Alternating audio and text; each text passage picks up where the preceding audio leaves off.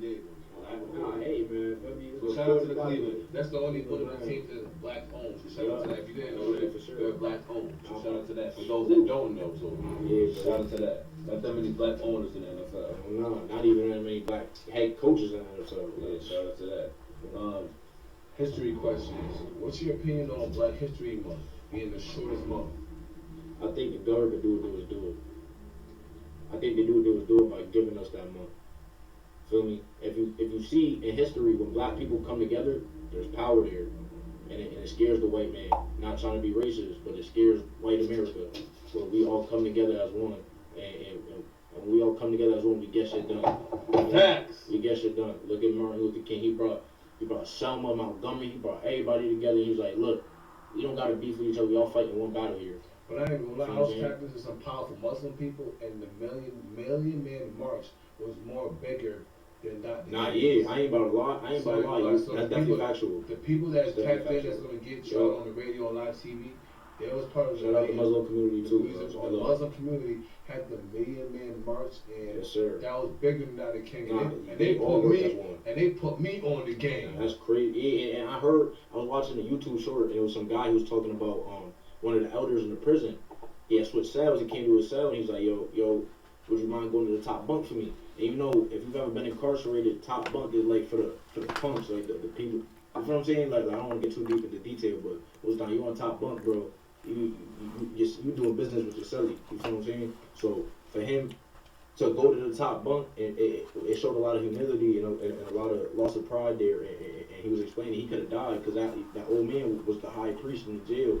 And he had a lot of weight, and he seemed like he went to the yard. He seen mad Muslims just praying together and fellowshipping. So, feel me? Yeah, shout out to the Muslim community. They always stick together, bro. That's one thing I can say about that. All right, this is the part one of his podcast. We'll be picking it up tomorrow, and we appreciate the whole audio. Hope y'all enjoyed that. We'll be back. Hey, yo, this is Gentleman's Talk Podcast, episode 1. Gentleman's Talk Podcast. Everybody in the building, introduce yourself one at a time. My name is Bozzy. I'm an artist with the Three Good Brothers mentorship. We appreciate that. Who else in the building? Love in the building. Shout out to that. Who else in the building? What's up, Mr. A Double in here? Hey, Philadelphia City to Hartford. Shout out. Who else in the building? We got a lot of heads in the building. I brought a special guest today. Who else is in the building? Yo, he being shy, bro. That's my baby mom. She in the background. Philly being shy. Who else in the building? Is Philly you in the building? Well, Philly, he shook his head. He ain't in the building, but he in the building anyway. So shout out to everybody that came to today's session. Oh yeah, shout out. All right, so we're gonna tap right back in. That's true. Give me 5 popular TV shows you watched as a kid. As a kid, what you watch as a kid? I'm older than you, so I don't know. What you watch? Well, there's the Loud House. I never heard of that. That's on Nickelodeon. It just came out like I want to say like 10 years ago. I have never heard of that TV show. Loud House. SpongeBob, definitely a funny one. Okay, I watched that, but I wasn't a big SpongeBob. Me neither, but I thought he was type weird. I haven't really watched that, but I ain't gonna. I watched it here and there. Arthur. I was a big Arthur fan. I watched Arthur. I watched that. Sid the Science Kid. Okay. And when's your last one? Dang, last one, bro. Only you know when you watched as a kid. Probably Barney. My mom was showing me a lot of funny pictures when I was a kid. Shout out to that. See, you keep it in the stats. If you watching TV nowadays, give me 5 popular TV shows you watching nowadays. This is part 2 of his podcast. Yeah.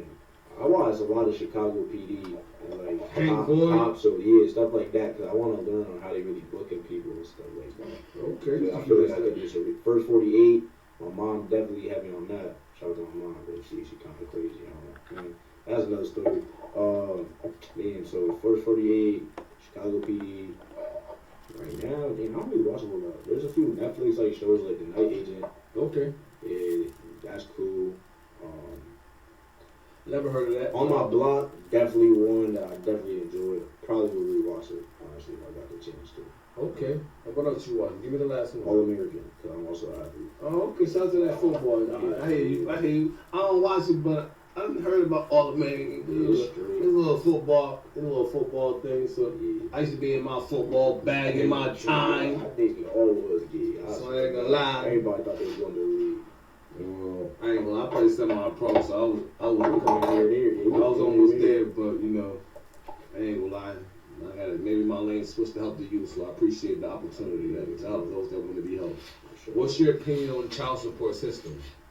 Yeah, I think it's a fuck situation because you could be a man that don't got nothing and still gotta pay the court. Like, and your baby mom can have everything, you got nothing, and she still get assistance. Like, especially in Connecticut, there's a lot push towards woman-driven type things, making it easier for women. I feel like we gotta look at both sides of that aspect. I know I wouldn't want to have nothing to get put on child support, that's for sure. I'm one of the child support kings, bro. I got kids, so child support don't like me, but no matter what, I'm still going up on top because I grind, man, 7 days a week, never turn off. If you really know, I got one on the way. Man. Would you got something to say back there? Yeah, my baby mom. Bro? She got some audio to say?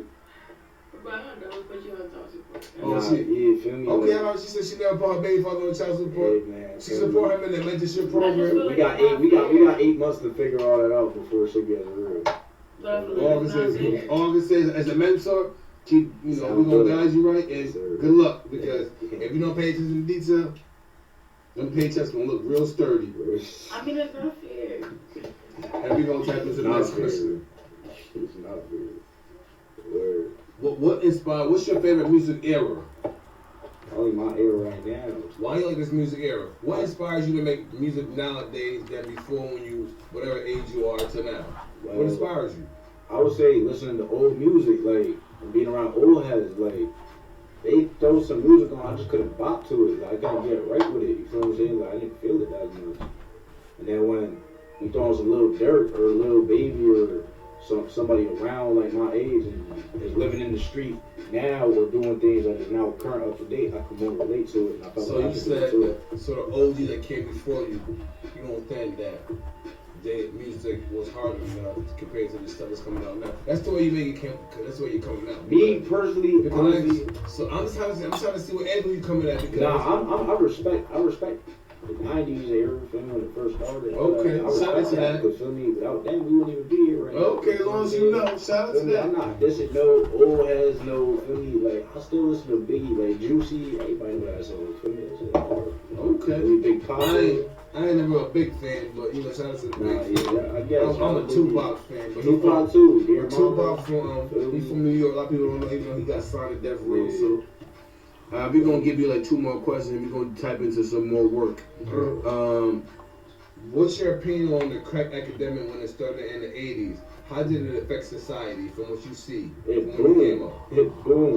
Look, you got government officials dipping and dabbing with the hard. You feel what I'm saying? Like, it boomed for everybody, bro. Everybody making a little bit of money off of that. Okay. The government, regular people, feel me? We all eating off of that type guy. It's hard to believe, bro, but feel me? It's kind of facts. I feel like. We're going to do 2 more questions, then we're going to tap into some more music. True facts. Have you met anybody famous? Nah. I ain't gonna hold you. Nah, I mean, that is your story. I mean, I guess I wouldn't call him famous, but he was famous around like where I went to high school at because he went to the league. You want to name that? Frank Mazzucato. Shout out Frank Mazzucato. He was a pitcher. He was a pitcher at East Catholic, bro. Shout out him, bro. He Kansas City Royals, bro. You know what I mean? He made that. Okay, I hear you. Y'all still big baseball fans. I'm a Mets fan, so he said I'm a Mets fan. That's crazy. I'm a Mets fan. I ain't gonna lie. Shout out to my Mets, yo. Shout out to the Queens on that one. Last question for today. Then we gonna tap into more music because it's always going to be done. Who's your favorite NBA team? The Celtics.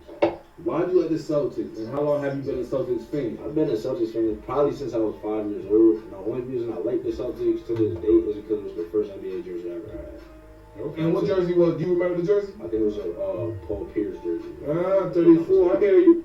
Mr. A in the background smiling because he know we be playing basketball this summer again. I love basketball, bro. I'm mad. I got my leg busted. Can't even play, bro. Alright, yo. Well, this was the second part of his Gentleman's Talk podcast. Hope y'all enjoyed that. We're going to tap back into some real music, and this podcast going to be coming out real soon, yo. So, like I said, till next time, we'll be back with the Gentleman's Talk, y'all know, podcast. Gang, gang. It's the Gentleman's Talk podcast. Everybody in the building introduce themselves real, calm, and selectively. Let's rock. Yo, Bozzy Too Sturdy, three good brothers, artists. Philly Finance, another artist for 3GB. Yes, sir. Mr. A Double, Yo, OG in here representing the three good brothers. Yes, sir. Who else in the building? Yeah, yo, we got a very Sharon is Karen over there. She very, facts. Sharon is Karen over there. Miss Puff Puff Pass. It's Bozzy, yeah. Oh, thanks. Oh, shout out to that. She in the building. So we back into the podcast. I've had like 5 or 6 intermission breaks. This is crazy. So we going. This is the real version of it, y'all. The third part. Who's your favorite NFL team? I definitely a Green Bay Packers fan. When have you been a Green Bay When have you been a Green Bay Packers fan since?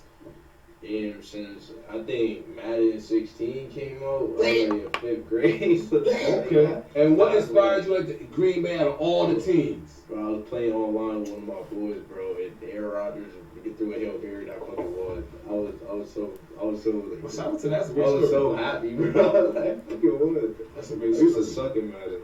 Well, shout out to Go that. Birds! Is there a level to success in life? I feel like there's 2 ways you can look at it.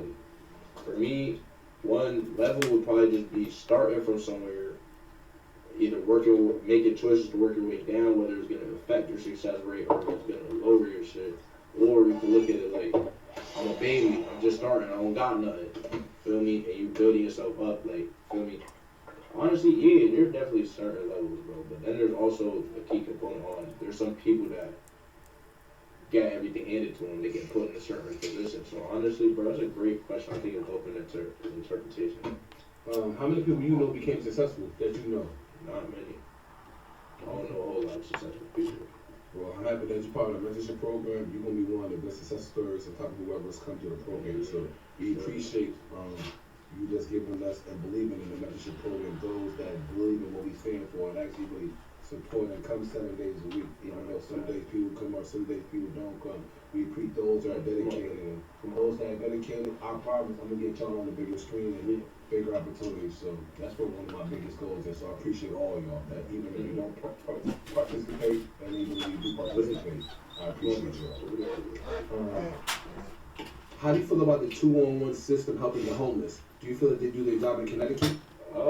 They honestly, that's a great question. Honestly, I think certain workers try their best. Overall, they try.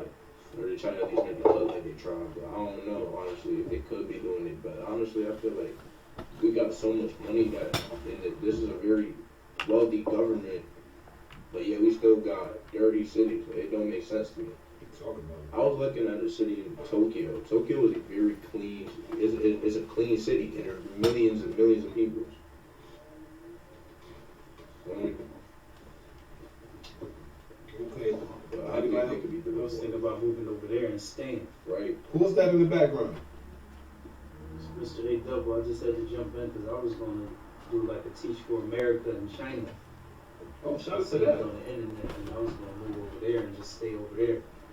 Teach them English and Okay. be actually part of That's the a Well, I'm happy that we got to hear that first That's some because wisdom. yeah, Yeah, I ain't about a lot. the other side of the world type of They don't know nothing. And it's a communist country. Yeah, that's Talk some about it. dangerous stuff. Man. Anybody else That's got any- gangster. anybody else got any more feedback on that topic of 2-on-1? How do you feel about 2-on-1? Anybody else want to talk about it? Is some BS or not? What? The How you feel about 2-on-1? helping the homeless. Oh, I got a lot to say about So that. let's talk about it. I So just first, feel tell them who you are. Yeah, who are you? This audio. As Marie? This is Marie speaking. No, thank you. No tapping. I just feel like 2-on-1 is like bullshit to me just because for the simple fact is every time you call 2-on-1 out here, you have to go through the process of having an intake and then having a shelter. But if you go to Massachusetts, over there you get everything quicker. You can do walk-ins, you can do intakes, you get a bed. Yeah. Like I simply moved to Massachusetts when I had my son because I literally was not getting help in New Britain or in Hartford or in Waterbury area. Like everything had to go by intakes. It could be like 11 degrees outside. Like they'll tell you you need an intake. Like, unless the government calls cold blue, like that's the only time you was getting sheltered.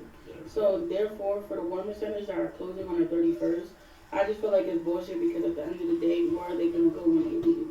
Like, where are they gonna leave their head at? They're gonna be in the same predicament. They was only there for like part time, and it's like they're sleeping there thinking that, oh, I'm gonna get placed, but they're really not getting placed. I feel like That's a little tease to them.